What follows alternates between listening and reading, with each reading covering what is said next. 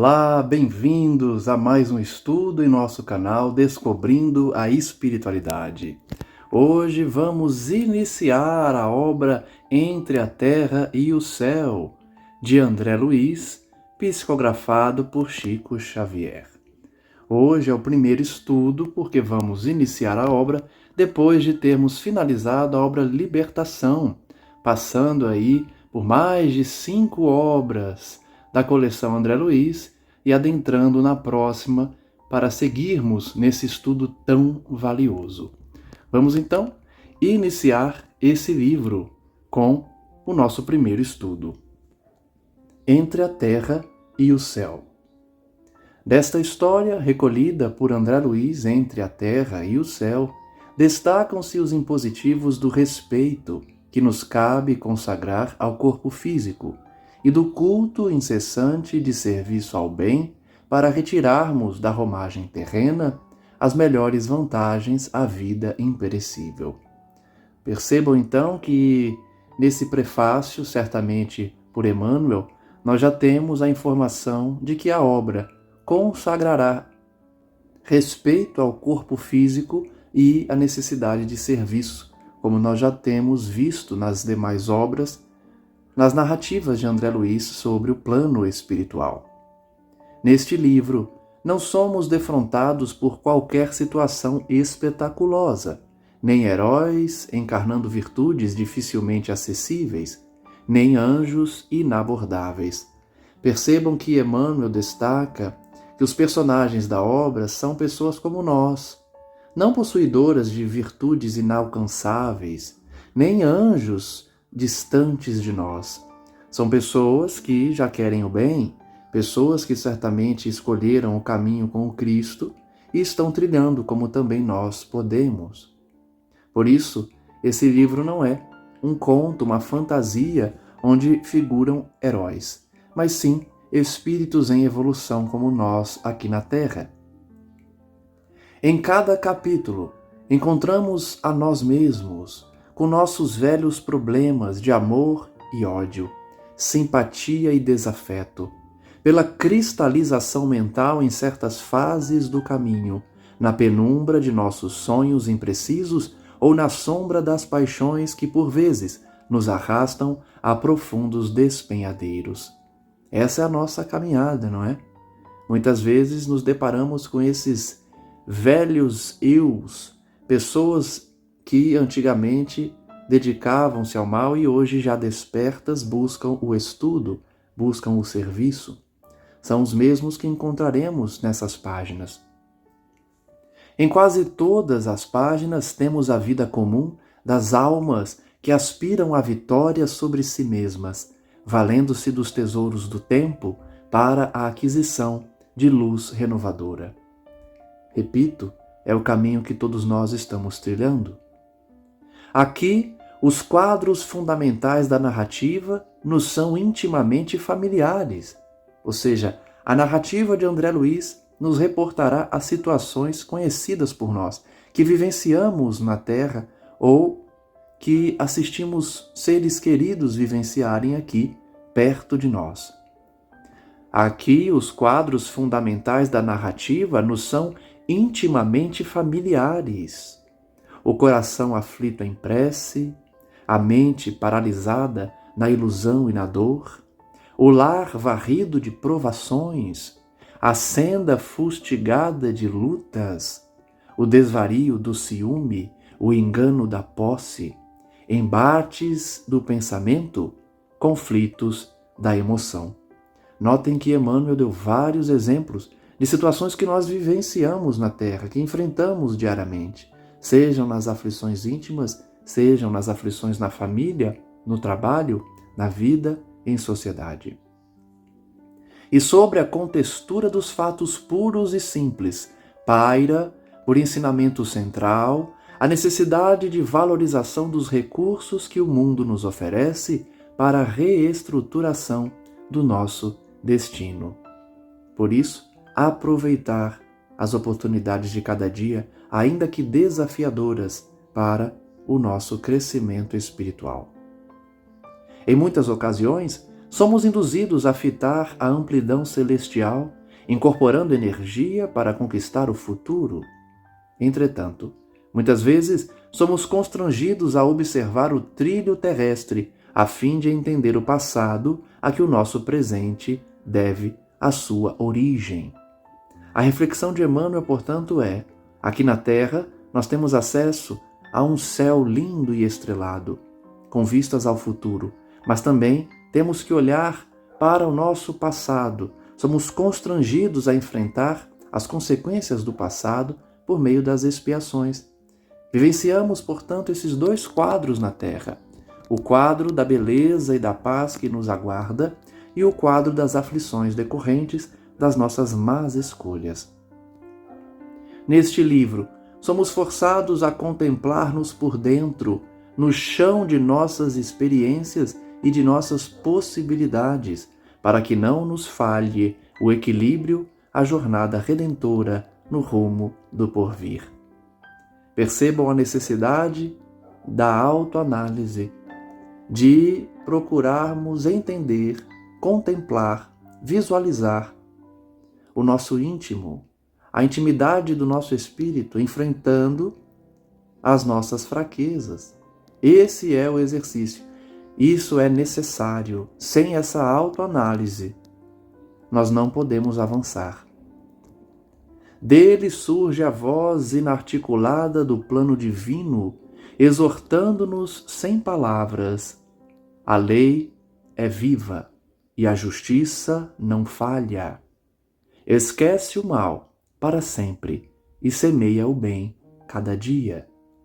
Ajuda os que te cercam, auxiliando a ti mesmo. O tempo não para, e se agora encontras o teu ontem, não ouvides que o teu hoje será a luz ou a treva do teu amanhã. Com essa frase belíssima, que está sublinhada justamente por ser um destaque para os leitores, Emmanuel nos resume a lei divina com muita beleza, como um poeta. Esquecer o mal para sempre, semear o bem a cada dia é a tarefa que nos é imposta, é uma tarefa necessária. Para isso, a caridade, ajudar aos que nos cercam. Seja na família, seja num trabalho voluntário, seja naquele que chega até nós na rua. O tempo não para, e aí ele faz um jogo de palavras muito interessante sobre o ontem, o hoje e o amanhã. Nos depararemos com o nosso ontem, sem esquecer que o hoje é o ponto de partida para um amanhã feliz. Essa é a mensagem de Emmanuel na abertura dessa obra. Psicografia de Chico Xavier, em Pedro Leopoldo, Minas Gerais, em 23 de janeiro de 1954. Vamos iniciar então o capítulo 1 da obra Entre a Terra e o Céu, intitulado Em Torno da Prece. Nos narra André Luiz. No Templo do Socorro, e aí já temos uma nota de rodapé, em que diz: instituição da cidade espiritual em que se encontra o autor André Luiz. Então ele está numa cidade espiritual, no Templo do Socorro. O ministro Clarencio comentava a sublimidade da prece e nós o ouvíamos com a melhor atenção. Vamos então ouvir o que Clarencio dizia sobre a prece. Todo desejo, dizia convincente, é manancial de poder. A planta que se eleva para o alto, convertendo a própria energia em fruto que alimenta a vida, é um ser que ansiou por multiplicar-se. Já temos uma grande lição no segundo parágrafo da obra. Por quê? Nós sabemos que, pela potencialidade do espírito, o desejo que nasce dessa vontade é um manancial de poder. Nós já estudamos aqui e vamos estudar em muitas outras obras que a vontade do indivíduo é poderosa, porque herdamos de Deus o livre-arbítrio e a potencialidade divina de criar. Por isso a vontade cria. Nós pensamos, nós construímos o que desejamos primeiro em nossa mente para depois concretizar no plano físico. Então aquilo que desejamos tem poder, nós atraímos o que desejamos, o que pensamos, o que focamos em nossa existência. Da mesma forma que a planta, dessa figura de linguagem, é óbvio, porque a planta não raciocina como o ser humano, quando ela busca crescer, ela imita essa vontade do indivíduo de multiplicar-se, de crescer espiritualmente. Mas todo petitório reclama quem ouça, interferiu um dos companheiros. Quem teria respondido aos rogos sem palavras da planta? Então vejam que quem estava assistindo levou na literalidade a figura que Clarencio usou da planta. É lógico que a planta não fez pedidos, né? A planta não raciocinou um pedido direto a Deus. Mas, certamente, Clarencio vai continuar na mesma figura de linguagem para explicar de que forma a planta teria rogado, portanto, esse crescimento. O venerando orientador respondeu tranquilo. A lei, como representação de nosso Pai Celestial, manifesta-se a tudo e a todos por meio dos múltiplos agentes que a servem. Então ele começa a resposta falando da lei divina e dos agentes da lei, aqueles que aplicam a lei divina.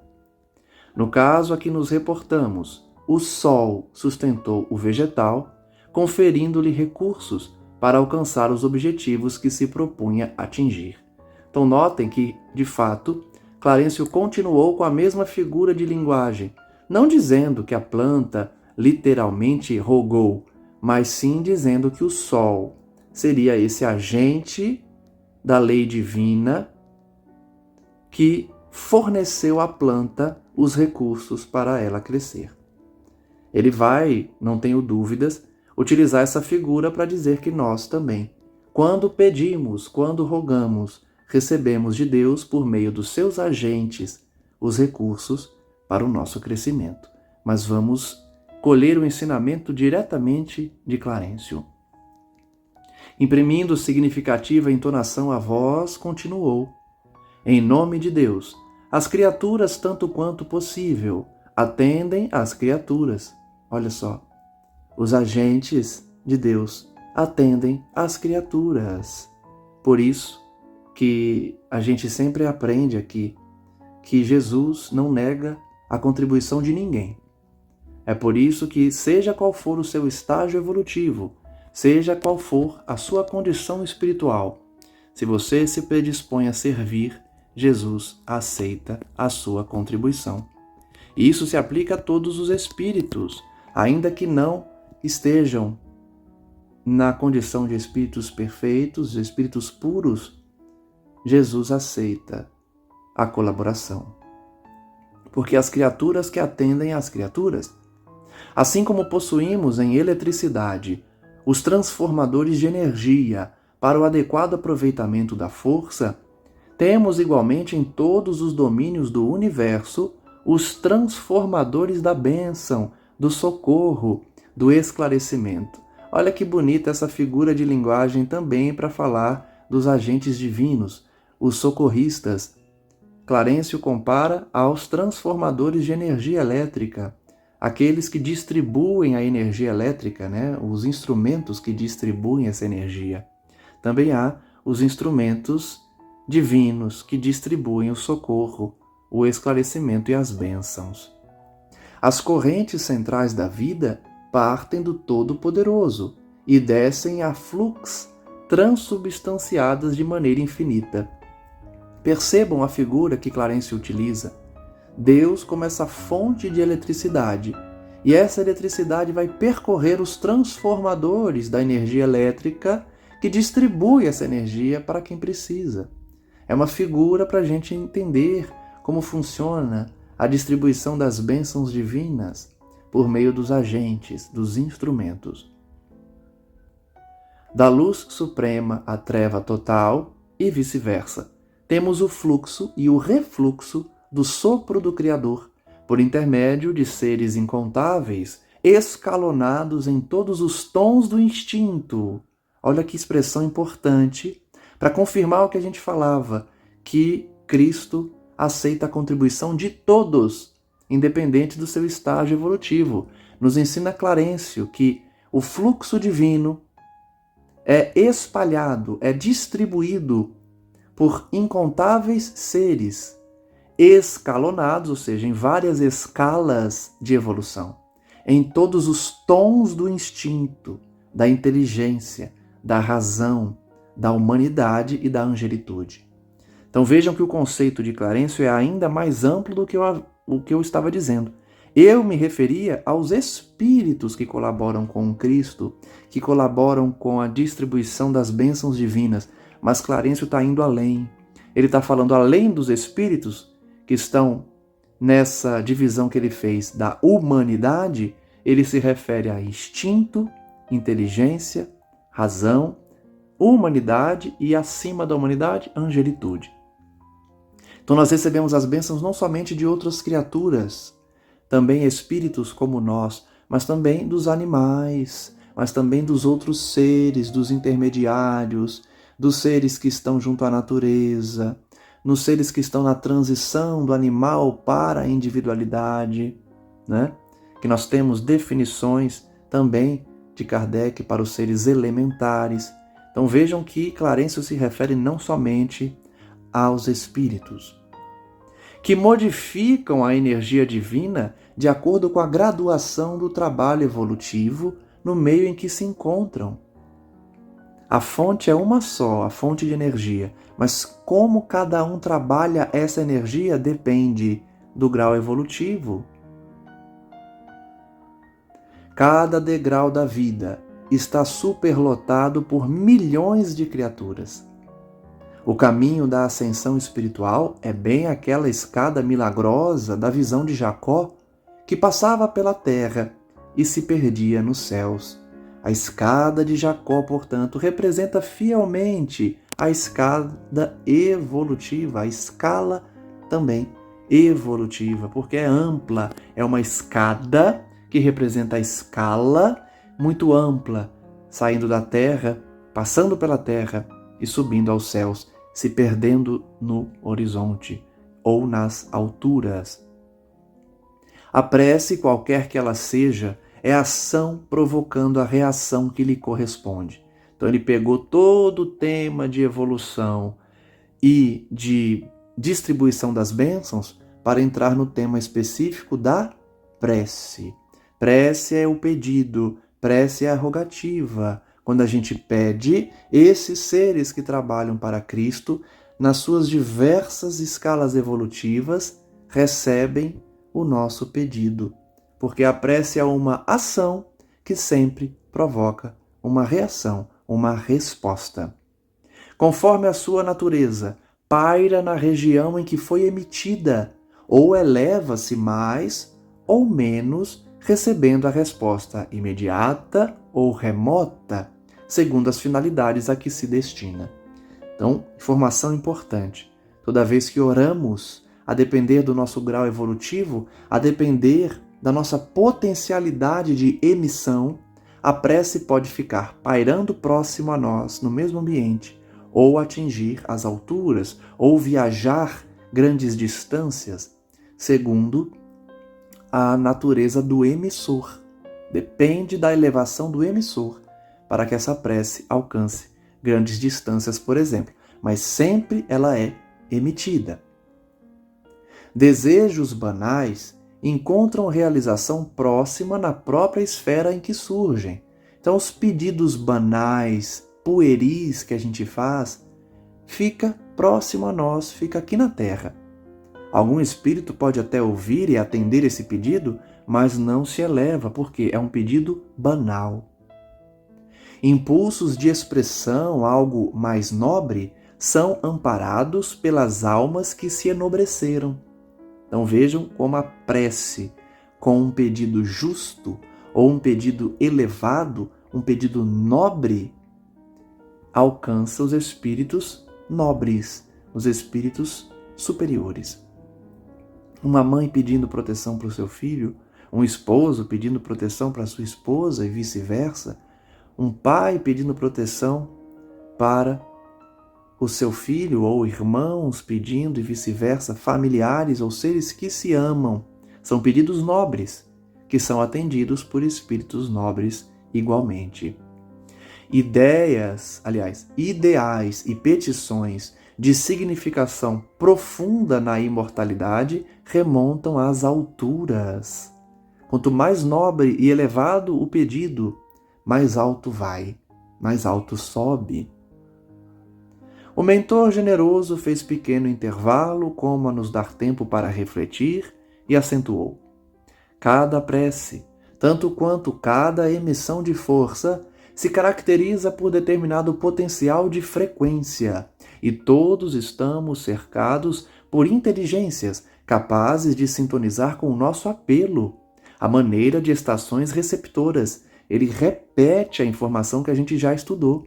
Toda prece, todo pedido, toda rogativa é emitida e tem uma força a depender da frequência, e ela é captada. Essa rogativa ela é atendida pelos espíritos inteligentes que nos rodeiam. Sabemos que a humanidade universal, nos infinitos mundos da grandeza cósmica, está constituída pelas criaturas de Deus, em diversas idades e posições. Clarencio confirma, portanto, que o universo também é povoado por seres de várias idades e posições, criaturas de Deus. No reino espiritual, compete-nos considerar igualmente os princípios da herança. Também se herda no plano espiritual, mas será que se herda bens materiais? Cada consciência, à medida que se aperfeiçoa e se santifica, aprimora em si qualidades do Pai Celestial, harmonizando-se gradativamente com a lei. Quanto mais nos elevarmos, mais harmonizados estaremos com a lei divina, trazendo a potência também divina no seu exercício prático. Quanto mais nos elevamos, maiores são as características semelhantes ao divino. Quanto mais elevada a percentagem dessas qualidades no espírito, mais amplo é o seu poder de cooperar na execução do plano divino. Olha que bonito. Se coloca no lugar de um espírito superior. Quanto mais a gente evoluir, mais participação teremos na execução do plano divino. É um motivo de orgulho, é um motivo de alegria, de felicidade, participar da implementação, na execução do plano divino. Depende apenas de nós nos elevarmos para isso. Respondendo às solicitações da vida em nome de Deus, que nos criou a todos para o infinito amor e para a infinita sabedoria. É o nosso destino. Quebrando o silêncio que se fizera natural para nossa reflexão, o irmão Hilário perguntou: contudo, como interpretar o ensinamento quando estivermos à frente de propósitos malignos? Um homem que deseja cometer um crime estará também no serviço da prece? Olha que pergunta interessante do Hilário, né? Se o tema é prece, se o tema é rogativa, se o tema é emanação energética com base na vontade do emissor, com base na frequência que ele consegue emitir, quem comete um crime também estaria pedindo o sucesso desse crime sob forma de uma prece, de um pedido? Resposta de Clarencio: abstenhamo-nos de empregar a palavra prece quando se trate do desequilíbrio, aduziu Clarencio bondoso. Digamos invocação. Olha só, que interessante. Então, quando alguém expressa, manifesta o seu desejo para o mal, não é prece, é invocação. E é engraçado, né, que tem títulos de filmes de terror que usam isso, invocação do mal, invocar algo ruim, negativo. Quando pedimos para o bem, é prece. Quando manifestamos um desejo para o mal, é invocação. E acrescentou: quando alguém nutre o desejo de perpetrar uma falta, está invocando forças inferiores. Olha que forte. Olha que expressão forte. Quando a gente deseja o mal, a gente invoca forças inferiores. E aí a gente pode ler forças como seres dedicados ao mal, mas também energias, não são seres, mas energias, vibrações inferiores. E mobilizando recursos pelos quais se responsabilizará. A lei divina é clara. Se você faz, você colhe. Se você planta, você colhe. Então, se você cultiva uma energia inferior, vai ser responsabilizado por isso, especialmente se concretiza o desejo no mal. Pelos impulsos infelizes de nossa alma, muitas vezes descemos as desvairadas vibrações da cólera ou do vício, e, de semelhante posição, é fácil cairmos no enredado poço do crime, em cujas furnas nos ligamos de imediato a certas mentes estagnadas na ignorância. Aqui ele está descrevendo o que a gente já fez muito e espero que não façamos mais, não é? Conectar com seres inferiores, com seres criminosos, por conta de cólera ou vício.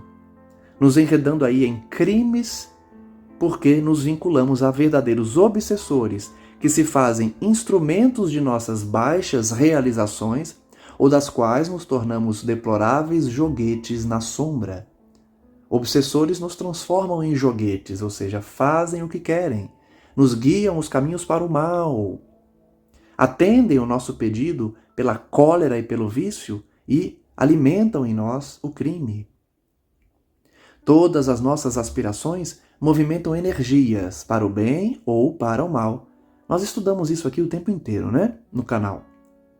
A força da vontade, a nossa escolha é o que predomina as nossas companhias, é o que determina as nossas companhias espirituais e também a nossa colheita.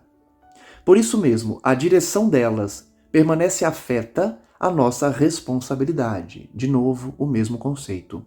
Analisemos com cuidado a nossa escolha em qualquer problema ou situação do caminho que nos é dado percorrer. Porquanto o nosso pensamento voará diante de nós, atraindo e formando a realização que nos propomos atingir. Olha que expressão importante para a gente analisar. Quando a gente pensa, o pensamento voa na nossa frente, ou seja, ele é muito mais rápido do que nós. Então ele já vai na frente construindo algo que a gente vai se deparar depois.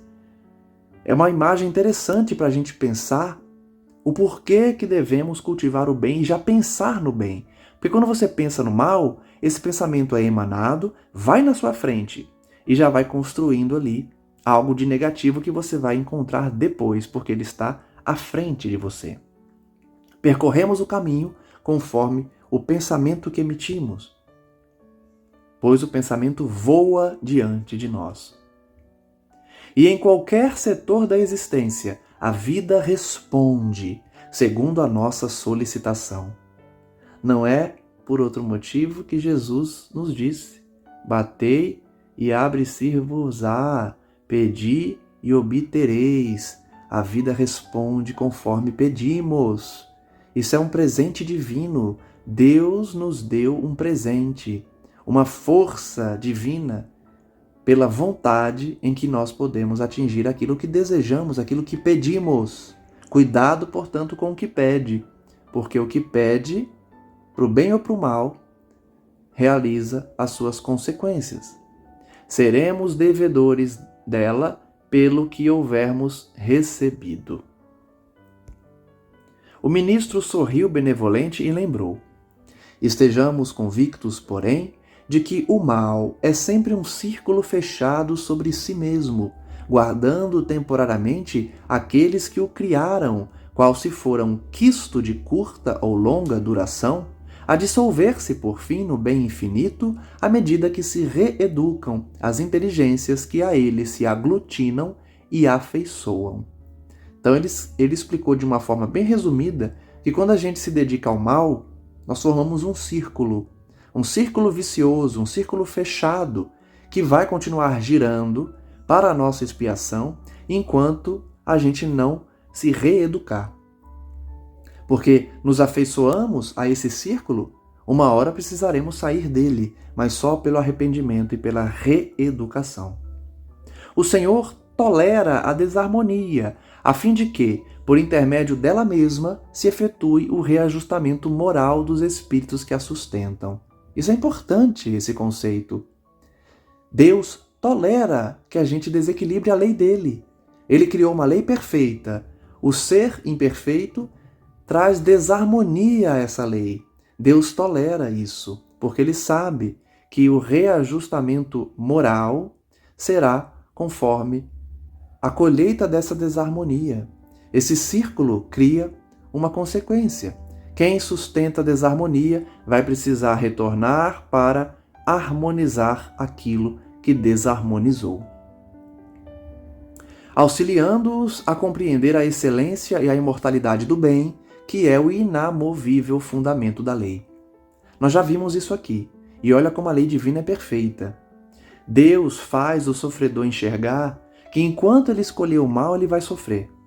E aí a gente vê essas transformações nos espíritos cansados de errar. Eles se cansam de errar e percebem: eu tenho que parar de errar, porque isso só me traz sofrimento. Todos nós já passamos por esse momento. A gente percebeu: se eu continuar fazendo mal, eu vou continuar sofrendo. E aí a lei divina perfeita mostra para o indivíduo que só o bem traz alegria, harmonia e felicidade. O mal só traz expiação, círculo fechado vicioso de sofrimento. Todos somos senhores de nossas criações e, ao mesmo tempo, delas escravos infortunados ou felizes tutelados. De novo, o livre-arbítrio. Criamos o que a gente quer. Podemos criar para o bem ou para o mal, para a harmonia ou para a desarmonia. Se criamos para a desarmonia, seremos escravos infelizes. Se criamos para o bem e para a harmonia, seremos felizes tutelados. Pedimos e obtemos, mas pagaremos por todas as aquisições. A responsabilidade é princípio divino, a que ninguém poderá fugir. Olha que forte essa expressão e que demonstra mais um fundamento da lei divina, lei de responsabilidade. Você pode pedir o que quiser, e pedir aqui também está no contexto de sintonizar. Você sintoniza com o que quer, mas a colheita é obrigatória e natural. Eu já vi gente dizer que não concorda ou acha exagero dizer que a colheita é obrigatória, mas eu já disse isso aqui, não há qualquer absurdo em se afirmar que a colheita é obrigatória. Não é porque Deus pune, mas sim porque Deus tolera o desequilíbrio para mostrar para o indivíduo que a colheita só será feliz se ele se dedicar ao bem. A responsabilidade, portanto, é fundamento de lei divina, é princípio divino. Nesse instante, uma jovem de semblante calmo penetrou no recinto e, dirigindo-se ao nosso orientador, falou algo aflita. Irmão Clarencio, uma de nossas pupilas do quadro de reencarnações, sob suas diretrizes, pede socorro com insistência. Então alguém interrompeu a palestra porque uma moça precisa de auxílio e nós já estamos vendo aí que Clarencio coordena um setor que trata da reencarnação. É um apelo individual urgente? Indagou o ministro preocupado. É assunto inquietante, mas numa prece refratada. O prestimoso instrutor convidou-nos a acompanhá-lo e seguimos-lo atentamente. Então vejam que interessante, né? Clarencio perguntou se era um pedido, um apelo, uma modalidade de prece, uma rogativa individual urgente, porque isso caracterizaria a necessidade de intervenção. Por isso ele perguntou. E a moça respondeu, é um assunto inquietante, mas numa prece refratada. A gente vai ver o que ela quis dizer com isso, né? Prece refratada. Será que é uma prece indireta? Será que é alguém orando por essa moça e por isso considerada uma prece refratada? Veremos que caso é esse e o que ela quis dizer com essa expressão, né? Não deixa de ser um apelo do indivíduo, seja da própria moça, seja de alguém que a ama, mas é um conceito bem específico que a gente vai ver aqui. Então, encerramos o primeiro capítulo e, consequentemente, vamos encerrar também o estudo de hoje, porque nós faremos, um capítulo por estudo. E hoje já serviu de grande lição a informação de André Luiz e do irmão Clarencio sobre vários conceitos do Espiritismo, como vontade, como lei divina de colheita, de ação e reação, de como Jesus já nos ensinou que o pedir e obtereis é poderoso e como a gente deve direcionar a nossa energia para o pedido vinculado ao bem, ao equilíbrio, para não termos que colher o negativo da desarmonia provocada por nossas próprias ações e decisões.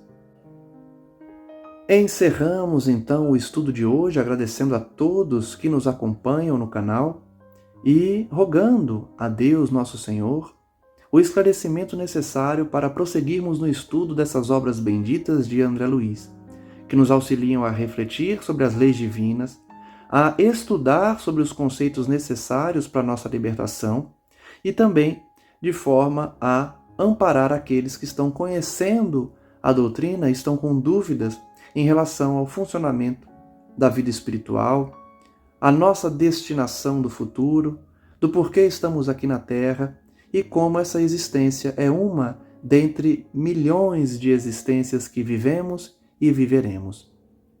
Agradeço a todos mais uma vez e peço que a grandeza divina possa abençoá-los, envolvê-los, a cada um nas suas necessidades, nas suas ideias próprias sobre o avanço espiritual a que se dedicam, no apelo que fazem a cada dia aos bons espíritos, na companhia desses amigos espirituais, nesses anjos guardiães que tanto nos amam e protegem.